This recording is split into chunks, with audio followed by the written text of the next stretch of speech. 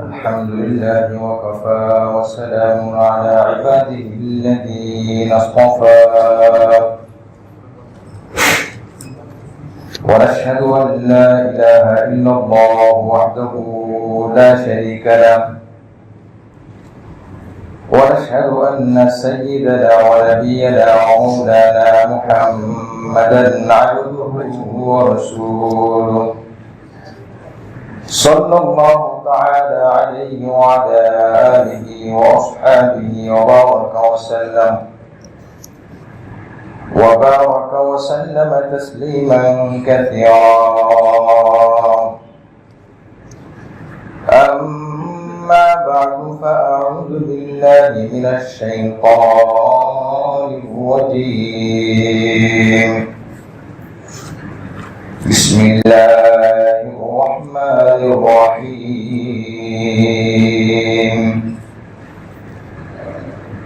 وما آتاكم الرسول فخذوه وما نهاكم عنه فانتهوا. وقال رسول الله صلى الله عليه وسلم: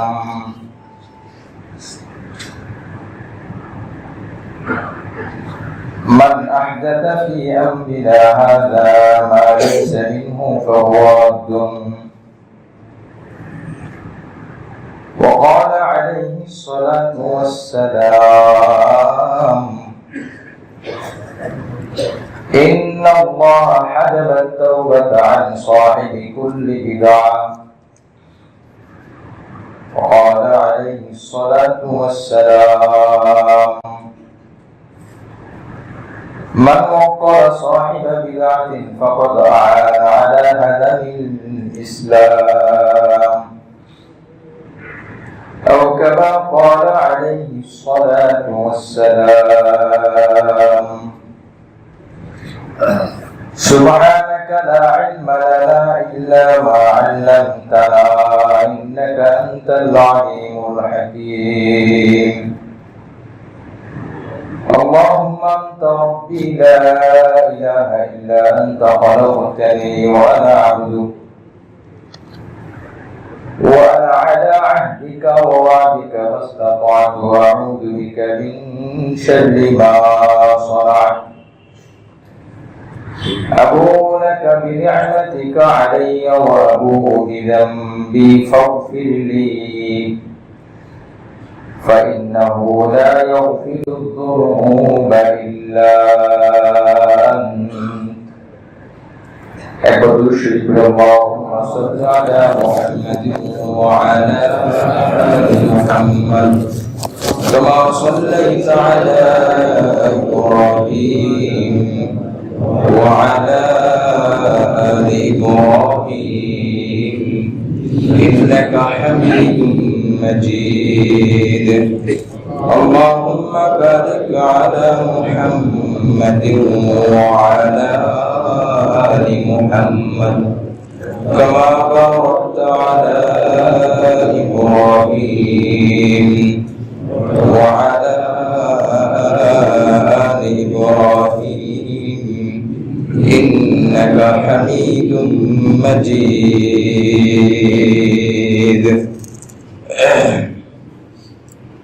মুআজ্জাজ সম্মানিত মুসল্লিয়ান ইকরাম, আজ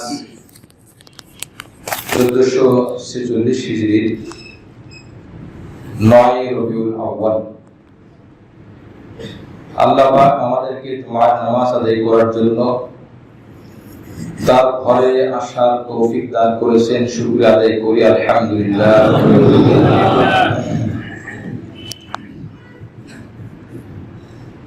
আমরা সকলেই জানি এই মাস রবিউল আউয়াল মাস, আরবি মাস, ইসলামের যে মাস, এই মাস অনুযায়ী তৃতীয়তম মাস রবিউল আউয়াল।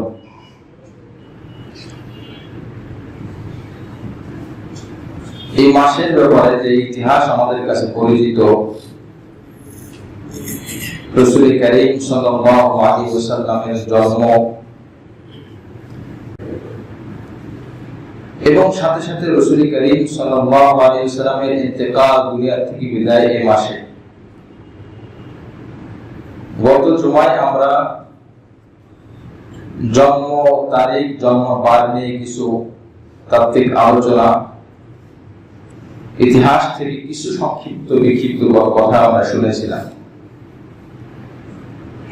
এই কথাটি বলার উদ্দেশ্য হলো, আমরা কোরআন, সুন্নাহ, ইসলামকে নিয়ে যে কথাটি বলবো, এই কথাটার দায়ভার কিন্তু আমারই হবে, যিনি বলবে তার হবে। সুতরাং যদি কথাটি শুদ্ধ হয়, সহিহ হয়, আল্লাহ পাক তাকে বিনিময় দিবেন, তাকে কোন প্রশ্নের কাঠগড়ায় দাঁড় করানো হবে না। যদি কথাটি ভুল হয়, অযাচাইকৃত কথা হয়, অযৌক্তিক কথা হয়, বিশুদ্ধ বর্ণিত না এমন বক্তব্য, এমন কথা যদি কেউ বলে, এটার ব্যাপারে তাকে জিজ্ঞাসা করা হবে, দুনিয়াতে না হলেও আখিরাতে আল্লাহ পাক জিজ্ঞাসা করবে। এই জন্য আমাদের আলোচনা ছিল যে নবী আলাইহিস সালামের জন্মবার এই ব্যাপারে সরাসরি হাদিসের মধ্যে নবী আলাইহিস সালাম নিজেই বলে দিয়েছেন। জন্মবার কিভাবে আমাদের নবীর জন্ম, সকল উলামায়ে কেরাম দেখেন মতানৈক্যের কারণটা কি, জন্ম তারিখ নিয়ে মতানৈক্য কেন হবে, বার নিয়ে মতানৈক্য কেন হলো না। যদিও আমরা হয়তো কেউ ধারণা করতে পারি যে জন্ম তারিখ নিয়ে কোনো মতানৈক্য নেই, এই ধারণাটা সম্পূর্ণ শুদ্ধ না। হ্যাঁ, জন্ম বার নিয়ে কোনো মতানৈক্য নেই কেন, কোনো বিভেদ, কোনো দ্বিমত নেই কেন? এর সহজ উত্তর হলো, বিশুদ্ধ রিওয়ায়াতে, বিশুদ্ধ সনদে যে হাদিসগুলো এসেছে, মুসলিম শরীফ সহ সেই হাদিসগুলোর মধ্যে এসেছে, নবী আলাইহিস সালাম বলেছেন, উলিদতু ফি ইয়াউমিল ইতনাইন। নবী আলাইহিস সালাম বলেন, আমার জন্ম হয়েছে সোমবারে। কি বারে? আচ্ছা, এবার নিজেই প্রশ্ন করেন, পৃথিবীর কোন আলেম, ছোট আলেম, বড় আলেম, অল্প জ্ঞানী, বেশি জ্ঞানী, কেউ কি সোমবার নিয়ে মতানৈক্য করেছে?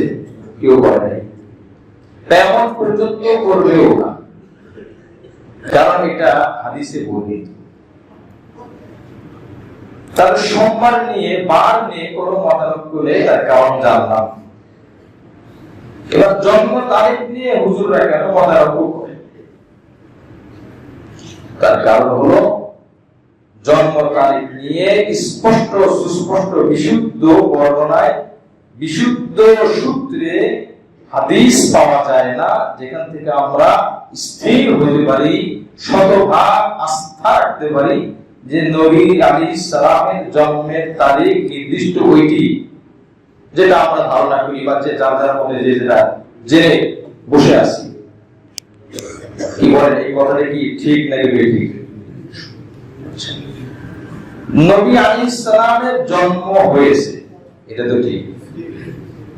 নবীর জন্মে সাল্লাল্লাহু আলাইহি ওয়াসাল্লাম, তার আগমনে মুসলমান খুশি হবে না তো কি খুশি হবে? সেটাও ঠিক। এই কথাটা আমরা ভূমিকা হিসেবে মাথায় রাখবো। মতানৈক্যের দিক থেকে 7টি মত আমি পেশ করেছিলাম, আমার কথা না, হাফেজ ইবনে কাসির রাহমাতুল্লাহ আলাইহি, যার কথা দিয়ে আমরা বিভিন্ন দলিল পেশ করি, যার হাদিস থেকে তিনি বলেছেন 7টি মতের কথা।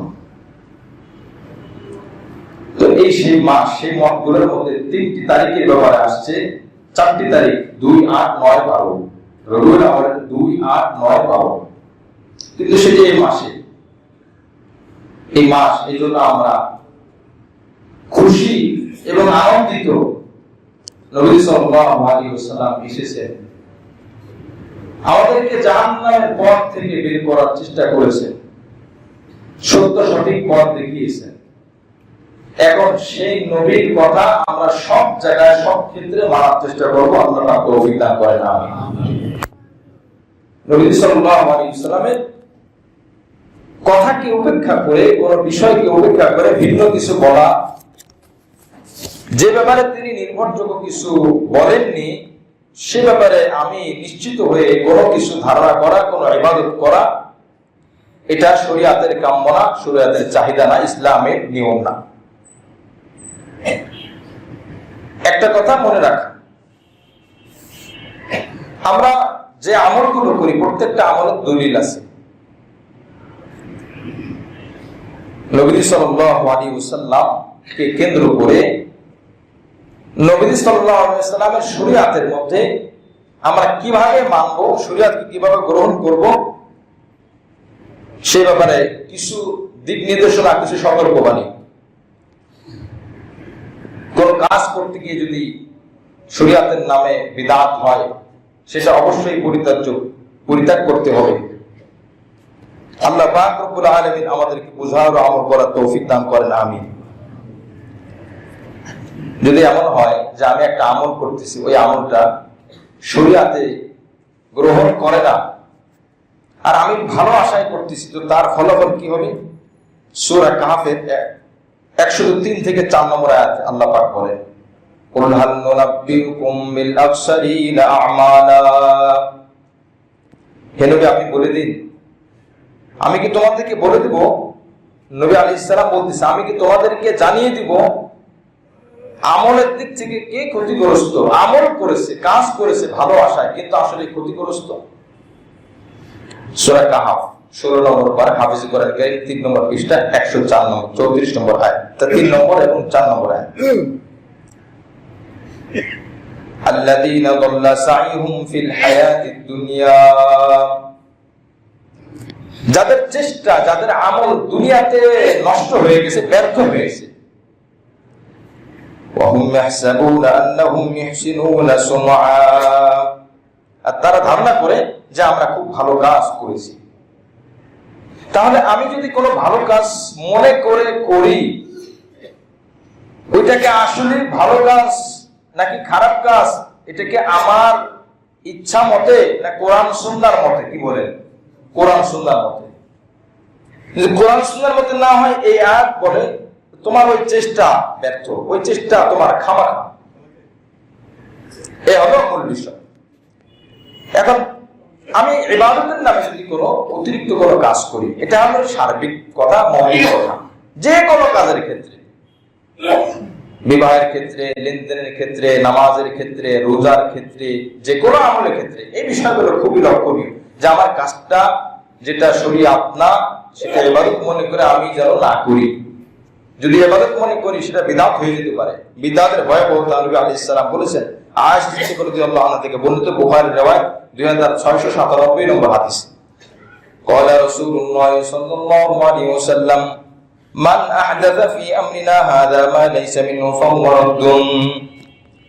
নবী আলাইহিস সালাম বলেছেন, যে ব্যক্তি শরীয়তের মধ্যে এমন কোন কাজ ইবাদত হিসাবে যুক্ত করলো যে কাজটি ইবাদত না, ওই কাজটি প্রত্যাখ্যান করা হবে, ওইটাকে গ্রহণ করা হবে না, ওইটা বিদআত হিসেবে সাব্যস্ত হবে।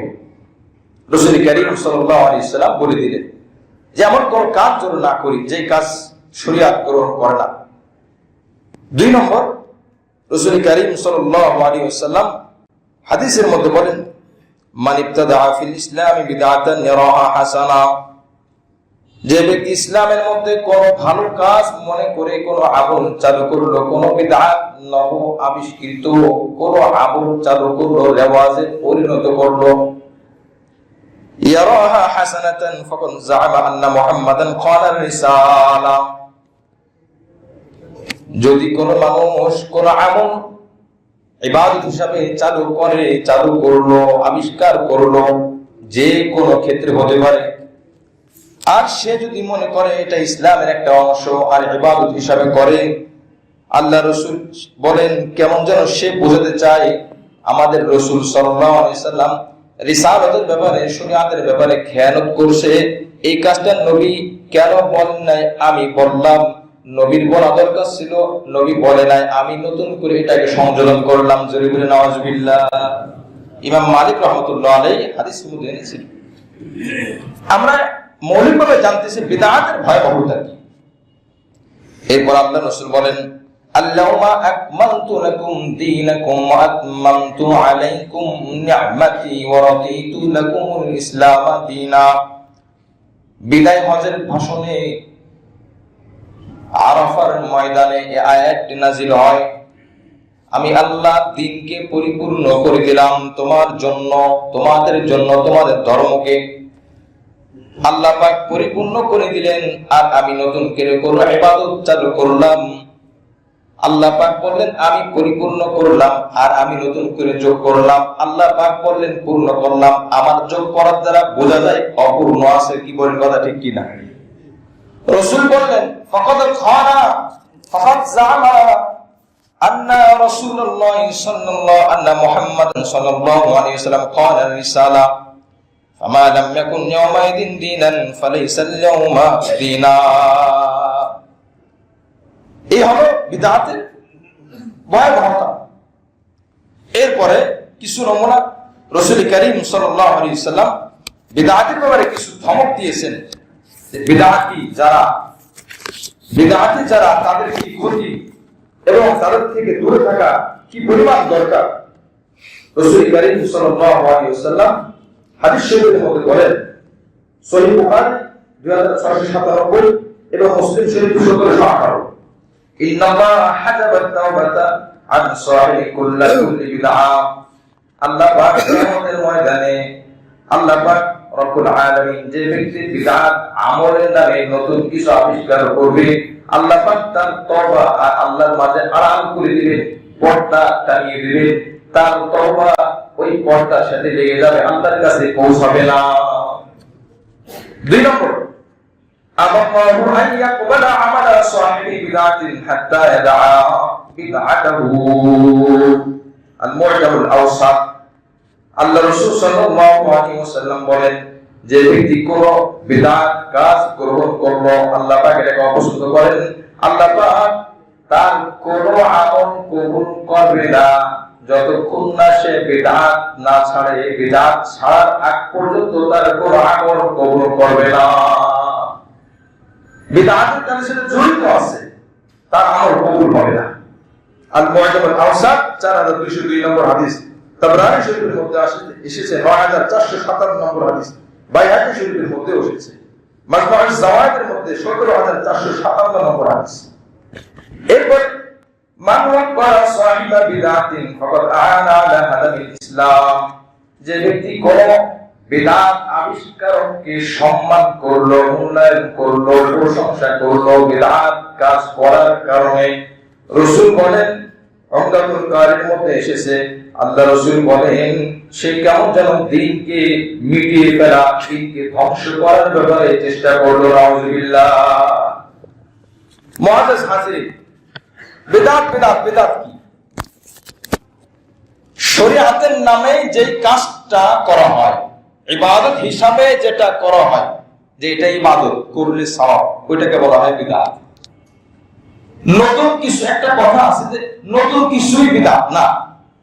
বিদআতের আবিধানিক অর্থ নতুন কিছু আবিষ্কার করা, কিন্তু আবিধানিক অর্থে বিদআতকে শরীয়ত অপছন্দ করে না, শরীয়ত খারাপ করে নাই।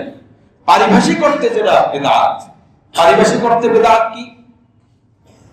গায়রে দিরা দি সমাদান বিদআত আছে।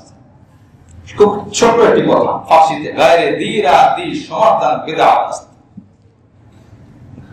দিন না এমন বিষয়কে, ধর্মীয় বিষয় না এমন বিষয়কে ধর্মীয় হিসাবে সাব্যস্ত করা।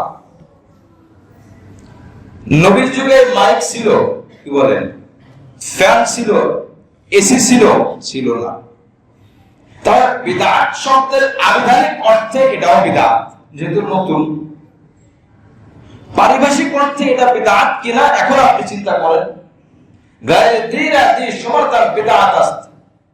দিন না, ধর্মীয় কোন বিষয় না, ইবাদতের কোন বিষয় না, সেটাকে ইবাদত হিসাবে সাব্যস্ত করা, এটার নাম বিদআত। এখন আমরা দেখি যে ফ্যান চালায়, এসি চালায়, ঘড়ি দেখে নামাজ আদায় করি, মাইক দিয়ে কথা বলা হয়, বয়ান পৌঁছানো হয়, এটা কি দিন হিসাবে করা হয় না দিনের সাহায্যের জন্য করা হয়? সাহায্যের জন্য। খুব সহজ, খুবই সহজ বিষয়। দিনের জায়নামাজ বিছিয়ে নামাজ পড়ি, এটা হলো তাহলে বিদআত। নবী কি জায়নামাজ বিছিয়ে নামাজ পড়েছেন? না, দিনের সাহায্যের জন্য জায়নামাজ বিছাই। নবী আলাইহিস সালাম সারা জীবন 5 ওয়াক্ত নামাজ, ফরজ নামাজ আদায় করেছেন ঘড়ি দেখে না সূর্য দেখে? সূর্য দেখে। আমরা তো 5 মিনিটের জন্য করে দেন সূর্য দেখে নামাজ পড়লাম না। এই ঘড়ি তো কত বাজে, এই কয়টা বাজে, কত হয়েছে, হ্যাঁ ও হয়েছে, তো ঘড়ি দেখে কেন পড়বো আমি নামাজ? তাহলে ঘড়ি দেখা হবে না। নবী তো ঘড়ি দেখে নামাজ পড়েন নাই, কি করে বলা ঠিক কিনা? সহজ বিষয়। এই জন্য অনেকে বেশি বলতে গিয়ে সবকিছু বিদআত পারে। যদি তাই হয় তাহলে আমি আপনি তো বিদআত। আমি আপনি নবীর যুগে ছিলাম, আমি আপনি কি নবীর যুগে ছিলাম? তাহলে আমরাও তো বিদআত। বিদআত না কে? যদি কোনো ফল এমন হয় যে ফল নবীর যুগে ছিল না, নবীর দেশে ছিল না, এই বাংলাদেশে তৈরি হয়, তাহলে ওই ফলটা খাওয়াও কি বিদআত? নবী তো খায়নি, নবীর যুগে ছিল না। বিষয়টা এরকম না, বাড়াবাড়ি করা ঠিক না। আবার ছাড়তে ছাড়তে সবগুলোকে দিন মনে করলাম, এটাও ঠিক না। এটা সহজ বিষয়। ইমামত হিসাবে যেমন ওটা একটা বিষয় খুব মোতারক হয়, তাসবিহ দিয়ে গুনে সুবহানাল্লাহ সুবহানাল্লাহ বলা, এটা বিদআত বলা হয়। এটা বিদআত বলা হয়। কেন বিদআত বলা হয়? নবী কি তাসবিহ দিয়ে গুনেছেন? নবী তো হাতে গুনেছেন। কথা সুন্দর, হ্যাঁ হাতে গোনা এটা একটা সুন্দর আমল নবী আলাইহিস সালাম করেছেন। আমরা মাসনুন আমল বলতে পারি, সুন্নাত আমল। কিন্তু তাসবিহ দিয়ে বিদআত বলা যাবে কখন? যদি আমি মনে করি হাতে গুনে ইবাদত করা, তাসবিহ পাঠ করা যেমন একটা সুন্নাত আমল, তাসবিহ দিয়ে গুনে আমল করা এটাও একটা সুন্নাত আমল। এবার সহজভাবে একটু আমরা চিন্তা করে জবাবটা নিজে সাজাই। আমরা যারা তাসবিহ দিয়ে সুবহানাল্লাহ সুবহানাল্লাহ পড়ি, আমরা কি এই কথা মনে করি যে তাসবিহ এই জপা, তাসবিহ টানা এটা ইবাদত? কি বলেন? তাসবিহ টানা এটা কি ইবাদত মনে করে করি? আমরা করি না। এই ইবাদত মনে করি এক ভদ্রলোক ভালো মানুষ নামাজ পড়ে মাশাআল্লাহ, উনি ঠিক আমাকে একদিন বেশ কয়েক বছর আগে যে তাসবিহ ডাইরেক্ট বিদআত খুব শক্তভাবে বলছেন। কেন বিদআত? নবীজি এটা করে নাই। আমি বললাম তাহলে আপনার এই একটু আগে নামাজ পড়ছেন, নামাজটাও বিদআত হয়েছে। কেন? নবীজির মুখ থেকে মুক্তাদিরা আওয়াজ শুনে নামাজ পড়েছে, আর আপনি মাইকের আওয়াজ থেকে দোতলায় ইমামের আওয়াজ যাবে না, 3 তলায় ইমামের আওয়াজ যাবে না, 6 তলা পর্যন্ত ইমামের আওয়াজ যাবে না। আপনি মাইক এই যে স্পিকার এখান থেকে আওয়াজ শুনে নামাজ আদায় করতেছেন, আপনার নামাজটাও তো বিদআত। কারণ সাহাবী নিয়ম কি? ইমাম তাকবীর দিবে, পিছনে মুকাব্বির হবে, নিচতলায় মুকাব্বির হবে, সিঁড়িতে মুকাব্বির হবে, দোতলায় মুকাব্বির হবে, 3 তলায় মুকাব্বির হবে, মাধ্যমে মাধ্যমে আওয়াজ পৌঁছাবে। এটা হলো বিশুদ্ধ তরিকা। মাইক কেন ব্যবহার করেন আপনি? আপনি কি এটা কি ইবাদত মনে করেন? উনি বলতেছেন এটা নতুন প্রযুক্তি, এটা ব্যবহার করতে সমস্যা নাই। আমি বললাম তাসবিহটা নতুন প্রযুক্তি, এটা ব্যবহার করতে কোনো সমস্যা নাই। আপনি মাইকেরটা বুঝলেন, এসিডটা বুঝলেন, ফেরেটটা বুঝলেন, এত বাড়াবাড়ি কেন? হ্যাঁ এবার আসেন দলিল আছে কিনা? হ্যাঁ এটা আছে। আব্দুল্লাহ ইবনে মাসউদ রাদিয়াল্লাহু আনহু থেকে এবং আরো অনেক সাহাবী থেকে বর্ণিত কিছু সাহাবে নবীজি দেখতেছেন আপনার খেজুরের যে বিচি আছে এটা দিয়ে গুনে গুনে নবী বলেন এটা কি করো? বলে ইয়া রাসূলুল্লাহ হিসাব রাখার জন্য আমি একটু এটা গুনতেছি। নবী আলাইহিস কিছুই বলেন নাই। নবী দেখেছেন, নবী কিছু বলেন নাই। তাহলে নবী দেখার পরে বলেন নাই, আর আমরা এখন তাসবিহ দেখে বিদআত বানিয়ে ফেলেছি। কি বলবো ঠিক কিনা? এখন যদি মনে করেন খেজুরের বিচি দিয়ে তাসবিহ বানাই, তাহলে আপনি বিদআত করবেন কিভাবে? আর সহজ বিষয়, মক্কা মদিনাতে আমরা যারা হজ করার জন্য যাই, আমরা জানি মক্কা মদিনায় কোনো বিদআত হয়? বিদআত হয়? কি বলেন? মক্কা মদিনা থেকে কোনো বিদআত হয়? কিন্তু মক্কা মদিনার এমন একটা দোকান দেখান যেই দোকানে তাসবিহ পাওয়া যায় না। যদি তাসবিহটা বিদআতি কোনো বিষয় হয়, তাহলে তাসবিহ বিক্রি করা আগে ওখান থেকে আপনি স্লোগান দেন, সেখান থেকে তাসবিহগুলো আগে আউট করেন, তারপরে আপনি বলেন এটা বিদআত। হ্যাঁ ওই ব্যক্তির জন্য বিদআত। যে মনে করে আমি তাসবিহ দানা টানবো, 100 দানা তাসবিহ, একটা দানা টানবো, একটা নেকি হবে, দুটি ডানা টানবো, দুটি নেকি হবে, 100 ডানা টানবো, 100 নেকি হবে। এটা যদি কোনো ব্যক্তি আকীদা করে এই কাজটা করে, তার জন্য স্পষ্ট বিদআত। কি বলি কথা ঠিক কিনা? কোনো অস্পষ্ট থাকার কথা না। এই জন্য আপনি এটা নিয়ে একজন মানুষ মনে করেন 200 বার সুবহানাল্লাহ পড়বে, আপনি বলেন ভাই রাখেন তো বিদআত, গুনতে গুনতে তার তো অবস্থা খারাপ। সে তার যদি নিসাব থাকে, নির্দিষ্ট পরিমাণ থাকে, সে কিভাবে গুনবে? এই জন্য যেটা যে জায়গা আছে সেটা সেখানেই রাখা, বাড়াবাড়ি করে সহজ কাজকে কঠিন না করা, ছাড়াছাড়ি করে দিন না এমন বিষয়কে দিনের অন্তর্ভুক্ত না করা। আল্লাহ পাক আমাদের সকলকে আমল করা ও বুঝার তৌফিক দান করেন, আমিন। রাসূল কারীম সাল্লাল্লাহু আলাইহি ওয়াসাল্লামের থেকে আমরা কিছু হাদিস জানলাম। রাসূল কারীম সাল্লাল্লাহু আলাইহি ওয়াসাল্লাম বিদআতের কথা বললেন যে দেখো বিদআত একটা খারাপ জিনিস। বুখারী শরীফের মধ্যে 6584 নম্বর হাদিস, আল্লাহ রাসূল সাল্লাল্লাহু আলাইহি ওয়াসাল্লাম বলেন, ইন্নী ফারাতাকুম আলাল হাউজি মান মাররা আলাইয়া শারিবা ওয়া মান শারিবা লাম ইয়াজমা আবাদা লা রিদান্না আলাইহি আকওয়ামুন আরিফুহুম ওয়া আরিফুনি থুম্মা ইউহালু বাইনি ওয়া বাইনাহুম। রাসূল কারীম সাল্লাল্লাহু আলাইহি ওয়াসাল্লাম বলেন, আমি কিয়ামতের ময়দানে হাউজে কাউসারের পানি পান করানোর জন্য তার কাছে বসে যাব, হাউজে কাউসারের পাশে বসে যাব। এরপরে আমার উম্মত পান করার জন্য আসতে থাকবে, আমি সবাইকে দেখব। হঠাৎ করে দেখা যাবে আমার একদল উম্মত আসতে যাবে, তার এবং আমার মাঝখানে একটা আড়াল তৈরি হয়ে যাবে, পার্টিশন তৈরি হয়ে যাবে, সে আর আসতে পারবে না, পথ দেখতে পাবে না। রাসূল কারীম সাল্লাল্লাহু আলাইহি ওয়াসাল্লাম বলেন, কি ব্যাপার, আড়াল হলো কেন? এরা তো আমার উম্মত। ওযু করার কারণে কপালে আলো দেখা যায়, হাতে আলো দেখা যায়, গুররাল মুহাজ্জালিন। রাসূল কারীম সাল্লাল্লাহু আলাইহি ওয়াসাল্লামকে প্রশ্ন করা, রাসূল বলেছিলেন আমার উম্মতকে আমি চিনব যদি যেই পরিমাণ আল্লাহর দুনিয়াতে আল্লাহ পাক মানুষ তৈরি করবেন তার দ্বিগুণ যদি করে, বুঝানোর জন্য বলছি, তারপরও আমি আমার উম্মতকে দেখে চিনব। নবী আলাইহিস সালাম কিভাবে চিনবেন? আল্লাহ রাসূল বলেন সাল্লাল্লাহু আলাইহি ওয়াসাল্লাম, আমার উম্মতের ওযু করার কারণে, এটা আমার শুধু উম্মতের স্পেশাল বৈশিষ্ট্য, তার কপাল এবং হাতে আলো ঝলমল করতে থাকবে, সুবহানাল্লাহ। আমি এটা দেখেছি আমার উম্মত, দেখে দেখে তো আমি চিনতেছি। মুয়াত্তা মালিকের মধ্যে হাদিস এসেছে, ফেরেশতাদেরকে বলা হবে এটা আমার উম্মত, কেন বাধা দিলে? ফেরেশতারা বলে, ইয়া রাসূলুল্লাহ, ইয়া হাবিবাল্লাহ, ইন্নাকা লা তাদরি মা আহদাসু বা'দাকা, আপনি জানেন না তারা ইবাদতের নামে, ইবাদতের অংশ হিসাবে এমন কিছু তৈরি করেছে। ফাকুলু সুহকান সুহকান, যখন এই কথা বলবে নবী চরম রাগান্বিত হবেন আর বলবেন, সুহকান সুহকান, দূর হও দূর হও, তুমি তো অনেক আমল করেছো, আমি তোমাকে তারপরে পছন্দ করতে পারতেছি না, কারণ তুমি আমার রিসালাতের ব্যাপারে তোমার অস্পষ্ট ধারণা ছিল, তোমার মনে হচ্ছে আমি পূর্ণ করি নাই, তুমি পূর্ণ করার জন্য বিদআত কাজ করেছো। লিমান গায়রা বাদি, আমার দ্বীনের পরে, আমার মওতের পরে, আমার ইন্তেকালের পরে তুমি সংযোজন করেছো, এটা আমি পছন্দ করি না, যা আজ আমি নবী তোমাকে চিনি না। নাউযু বিল্লাহি মিন যালিক। অথচ রাসূল হাদিস আসছে, কবিরা গুনাহ করে আসবে এমন উম্মতকে আল্লাহ রাসূল সুপারিশ করে করে জান্নাতে নিয়ে যাবে, সুবহানাল্লাহ। এইজন্য মুআজ্জাজ হাজিরিন, আমরা কখনোই কোন ক্ষেত্রে রাসূল কারীম সাল্লাল্লাহু আলাইহি ওয়াসাল্লামের আদর্শের বাইরে কোনো কাজ করব না। রাজি আছেন ইনশাআল্লাহ? আল্লাহ পাক তৌফিক দান করেন। এই যে মনে করেন 12 রবিউল আউয়ালকে কেন্দ্র করে যদি আমরা যা কিছু করি, আমরা শরীয়ত সম্মত করার চেষ্টা করব ইনশাআল্লাহ। আল্লাহ পাক আমাদের সকলকে তৌফিক দান করেন। এবার আসেন নবী আলাইহিস সালামের জন্মের দিন যেটা আছে, এটা তো আমরা জানি সোমবার। নবী আলাইহিস সালাম জন্মদিনকে কেন্দ্র করে কি আমল করেছে, একটা স্পেশাল আমল আমরা সবাই জানি। সে কথাটি আমি আবারও বলছি, রাসূল কারীম সাল্লাল্লাহু আলাইহি ওয়াসাল্লামের কাছে একজন 1162 নম্বর হাদিস, মুসলিম শরীফের হাদিস, একজন লোক এসে বলতেছে, ইয়া রাসূলুল্লাহ, ইয়া হাবিবাল্লাহ, সুইলা আন সাওমিহি, রাসূল আপনি নফল রোজা সম্পর্কে কিছু বলেন। রাসূল কারীম সাল্লাল্লাহু আলাইহি ওয়াসাল্লাম খুব রাগ হয়ে গেলেন, নফল রোজা তো ভালো জিনিস, এটা সম্পর্কে জিজ্ঞেস করার কারণে কেন রাসূল রাগ হলেন?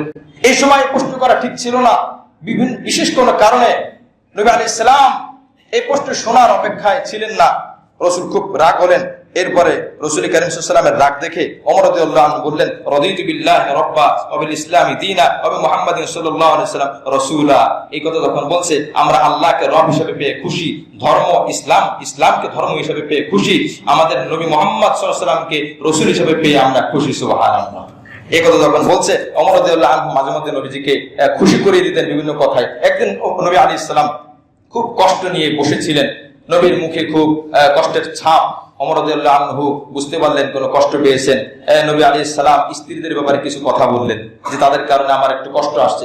ওমর রাদিয়াল্লাহু আনহু তখন সাথে সাথে বললেন, ইয়া রাসূলুল্লাহ, মহিলারা এত পরিবর্তন হয়ে গেছে, এত খারাপ হয়ে গেছে, আজকে তো আমি আমার এক স্ত্রীর গলায় আমি চেপে ধরছি হাত দিয়ে। আর নবীর সাথে সহমত পোষণ করা উদ্দেশ্য হলো নবীকে খুশি করা। সুবহানাল্লাহ। নবী আলাইহিস সালাম যখন ওমরের কথা শুনলেন, নবী আলাইহিস সালাম হেসে দিলেন। তো নবী আলাইহিস সালাম এখন ওই সাহাবীদের প্রশ্ন করছে নফল রোজা সম্পর্কে, কিন্তু প্রশ্নের ধরনটা সুন্দর হয়নি। এরপরে নবী আলাইহিস সালামকে এই ওমর রাদিয়াল্লাহু আনহু জিজ্ঞেস করতেছেন, ফাসুইলা আন সিয়াম দার, ইয়া রাসূলুল্লাহ, সারা বছর রোজা রাখার ব্যাপারে কিছু বলেন তো আপনি, সারা বছর রোজা রাখা। এরপর নবী আলাইহিস সালাম বলেন, লা সামা ওয়ালা আফতারা, সারা বছর রোজা রাখার ব্যাপারে সে কেমন যেন রোজা রাখেও না আবার রোজা ছাড়েও না। মানে নবী আলাইহিস সালাম উৎসাহিত করেন না যে তুমি সারা বছর রোজা রাখো। এরপরে আবার নবীজিকে বলা হলো, সুইলা আন সাওমি ইয়াউমি ইয়াউমাইনি ওয়া ইফতারি ইয়াউমিন, 2 দিন রোজা রাখবে, 1 দিন রোজা ছাড়বে, অর্থাৎ মাসে 20 দিন রোজা, 10 দিন রোজা রাখবে না সে। এ ব্যাপারে কি বলেন? নবী আলাইহিস সালাম বলেন, ওমা ইউতিকু যালিকা, এটা কে পারবে? এটা বহুত কঠিন কাজ। কি বলেন কথা ঠিক কিনা? 30 দিনের মধ্যে 20 দিন রোজা রাখা। এরপর আবার জিজ্ঞাসা করা, সুইলা আন সাওমি ইয়াউমিন ওয়া ইফতারি ইয়াউমাইনি, হুজুর বলেন তো, 1 দিন রোজা রাখবে, 2 দিন রোজা ছাড়বে, মাসের 10 দিন রোজা রাখবে, 20 দিন রোজা ছাড়বে। আল্লাহ রাসূল সাল্লাল্লাহু আলাইহি ওয়াসাল্লাম বলেন, লাইতা আন্নাল্লাহ কওয়ানা লিযালিকা, মাশাআল্লাহ, যদি এটা কারো শক্তি আল্লাহ পাক দান করেন, এটা তো কত ভালো কথা। 10 দিন রোজা রাখবে, 20 দিন রোজা ছাড়বে। এরপরে আবার জিজ্ঞেস করলো, সুইলা আন সাওমি ইয়াউমিন ওয়া ইফতারি ইয়াউমিন, ইয়া রাসূলুল্লাহ, আজকে রোজা কালকে রোজা ছাড়া, এরপরে আবার রোজা, মানে একদিন পর একদিন, একদিন রোজা একদিন রোজা না রাখা। এই ব্যাপারে কি বলেন? আল্লাহ রাসূল বলেন, ক্বালা যাকা সাওমুন আখি দাউদ আলাইহিস সালাম, এটা আমার ভাই দাউদ আলাইহিস সালামের রোজা। সুবহানাল্লাহ। দাউদ আলাইহিস সালাম একদিন রোজা একদিন রোজা না রাখে, এভাবে তিনি আমল করতেন। এরপর নবীজিকে জিজ্ঞেস করা হলো, সুইলা আন সাওমি ইয়াউমিস নাইনি, হুজুর বলেন তো, সোমবারে রোজা রাখার ব্যাপারে আপনার কি কথা, কি বক্তব্য? আল্লাহ রাসূল বলেন, যাকা ইয়াউমুন উলিদতু ফীহি, এই দিন আমার জন্ম হয়েছে। জোরে বলে সুবহানাল্লাহ। নবীর জন্ম হয়েছে। তো যদি আমরা 12 তারিখ মতানক্য সহকারে যদি 12 তারিখ আমরা ধরি, এবছরের 12 তারিখ সোমবার পড়ে, তো তারিখের সাথে বারের সাথেও মিলে গেছে। এখন আপনি তো অভ্যাস আছে প্রত্যেক সপ্তাহে সোমবার বা বৃহস্পতিবার রোজা রাখা, আপনি এই আমলটা করতে পারেন। রাসূল কারীম সাল্লাল্লাহু আলাইহি ওয়াসাল্লাম বলেন, শোনো, আরো কথা শোনো, ওয়া ইয়াউমান বুইসতু, আমার কাছে এই দিন ওহী নাজিল শুরু হয়। সুবহানাল্লাহ। আরো শোনো, ওয়া উনজিলা আলাইয়া ফীহি, এবং আমাকে এই দিন পাঠানো হয়। সুবহানাল্লাহ। এরপর রাসূল কারীম সাল্লাল্লাহু আলাইহি ওয়াসাল্লামকে জিজ্ঞেস করা হলো, সাওমু সালাসাতি মিন কুল্লি শাহরিন রমাদান ইলা রমাদান সাওমুদ দাহর, নবী আলাইহিস সালাম বললেন, প্রত্যেক মাসে 3 দিন রোজা রাখা কেমন যেন এক রমজান থেকে আরেক রমজান পর্যন্ত সে রোজা রাখলো। সুবহানাল্লাহ। রাসূল এরপরে আরাফার রোজা সম্পর্কে বলেন, এরপর আশুরার রোজা সম্পর্কে বলেন। বুখারী শরীফ, মুসলিম শরীফের মধ্যে 2565 নম্বর হাদিসের মধ্যে রাসূল কারীম সাল্লাল্লাহু আলাইহি ওয়াসাল্লাম বলেন, তুফতাহু আবওয়াবুল জান্নাহ ইয়াউমাল ইসনাইন ওয়া ইয়াউমাল খামিস, আল্লাহ পাক প্রত্যেক সপ্তাহে বৃহস্পতিবার এবং সোমবার, এই 2 দিন জান্নাতের দরজা খুলে দেন। সুবহানাল্লাহ। আমরা জানি যে রমজান মাসে জান্নাতের দরজা খোলা হয়, তো সাপ্তাহিক জান্নাতের দরজা খোলা হয় কিবারে? সোমবার এবং বৃহস্পতিবার। রাসূল বলেন, ফায়াগফিরু লিকুল্লি আবদিন, প্রত্যেক ওই বান্দাকে আল্লাহ পাক মাফ করেন, লা ইউশরিকু বিল্লাহি শাইআ, যে কখনো শিরক করে না। সুবহানাল্লাহ। তাহলে সোমবারে আল্লাহ পাক অটো মাফ করেন, বৃহস্পতিবার আল্লাহ পাক অটো মাফ করেন যে শিরক করে। ইল্লা রাজুলান, ওই ব্যক্তিকে আল্লাহ পাক মাফ করেন না, কানাত বাইনাহু ওয়া বাইনা আখি শাহনা, যে 2 ভাইয়ের মাঝে, 2 ব্যক্তির মাঝে হিংসা কাজ করে, হিংসা অবস্থায় থাকে। রাসূল বলেন, ফায়াকালু আনজিরু হাদাইনি, আল্লাহ রাসূল বলেন, এই 2 ব্যক্তিকে ছেড়ে দাও, হাত্তা আস্তালিহা, আনজিরু হাদাইনি হাত্তা আস্তালিহা, 3 বার নবীজি বলেন, তারা 2 জন যখন মিলে যাবে আল্লাহ পাক তখনই তাকে মাফ করবেন। সুবহানাল্লাহ। তো হিংসার কারণে মাফ হচ্ছে না। এই হলো আমরা সোমবার এবং বৃহস্পতিবারের আমল আমরা জানলাম। মুআজ্জাজ হাজির, রাসূল কারীম সাল্লাল্লাহু আলাইহি ওয়াসাল্লাম যে কথাগুলো বলেন, সাহাবায়ে কেরাম যে বিষয়গুলো বলেন, যে বিষয়গুলো আমল করার কথা বলেন, নবী আলাইহিস সালাম থেকে যেগুলো সমর্থন পাওয়া যায়, অবশ্যই সেগুলো আমরা মনে প্রাণে মেনে নেব ইনশাআল্লাহ। নবী আলাইহিস সালামের জীবনী আলোচনা সারা বছর করা যায়, তবে আমরা অনেক সময় রবিউল আউয়ালে করে থাকি, যেহেতু নবী আলাইহিস সালামের জন্ম এই মাসে এবং ইন্তেকালও আবার এই মাসে। এই জন্য মুআজ্জাজ হাজিরিন, আমরা কিন্তু এই 12 রবিউল আউয়ালকে কেন্দ্র করে শুধু খুশিটা আমরা খেয়াল না করি। ঈদ মিলাদুন নবী, ঈদের শব্দটা, এটা আমি ছোট মানুষ, তো আসলে আমারটা বললে আপনারা মানবেন না জানি, তারপর আমার দায়িত্বের জায়গা থেকে বলতে হয়। ঈদ মিলাদুন নবী এটা শরীয়তের কোন শব্দ, এটা আমার জানা নাই, বড় বড় উলামা ইকরাম থেকে জেনে নেবেন। আমার হাতে একটা বই আছে, 12 মাসের করণীয় বর্জনীয়, কোরআন ও সুন্নাহর আলোকে 12 মাসের করণীয় এবং বর্জনীয়। কোরআন ও সুন্নাহর আলোকে আপনার কাছে রেখে দিলাম এই কথাটি, আপনি আরো যাচাই করে নেবেন। যে নবী সাল্লাল্লাহু আলাইহি ওয়াসাল্লাম আগমনে আমরা খুশি, কিছু করতে হবে, কি করতে হবে সেটা তো আমরা কোরআন হাদিস থেকে নিতে পারি। হ্যাঁ, আমরা কি করতে পারি, আমরা আলোচনা করতে পারি, নবীর মর্যাদা বুলন্দের জন্য দোয়া করতে পারি, নবীর জীবনে আলোচনা করব, নবীর মর্যাদা নিয়ে আলোচনা করব। এখন 12 রবিউল আউয়াল 12 তারিখে আমরা আলোচনা করি কেন? এটার স্বাভাবিক জাগতিক কিছু যুক্তি থাকতে পারে যে ওই দিন আমাদের ছুটি থাকে, এই যুক্তি ঠিক আছে। কিন্তু যদি আমি চিন্তা করি, মুহতারাম হাজিরিন, কথাগুলো উদারতার সাথে গ্রহণ করবেন, এরপরে যাচাই বাছাই করবেন যে এটা ঈদ। আমি কিন্তু গত সপ্তাহে কোরআন সুন্নাহর আলোকে প্রমাণ করে দিয়েছি যে ইসলামের মধ্যে ঈদ কয়টি? 2টি। এটা ভিন্ন জিনিস।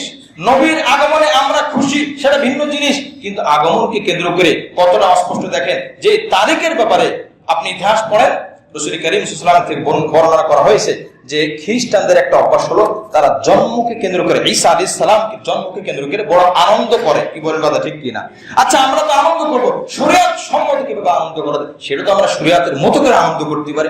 ইসলামে তো বলে না যে আপনি আনন্দ করবেন না। হ্যাঁ, 12 তারিখে কিন্তু নবী আলাইহিস সালামের ইন্তেকালও হয়েছে, এটা তো আমরা সকলেই জানি। কি বলেন কথা ঠিক কিনা? তো এটা তো আমরা খেয়াল করব।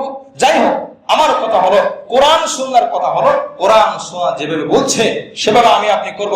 ওমা আতাকুমুর রাসূল ফাখুযু, নবী যেভাবে বলেছেন, সাহাবায়ে কেরাম যেভাবে করেছেন সেইভাবে আমরা করব। হ্যাঁ, আমাদের এই মসজিদে, আপনাদের এই মসজিদে 12 রবিউল আউয়ালের দিন আলোচনা হয়, বয়ান হয়, এটা এই হিসাবে না যে আজকে ঈদের দিন। কি বলেন কথা ঠিক কিনা? যদি মনে করেন যে এটি ঈদের দিন, তাহলে আপনি ভুল করলেন।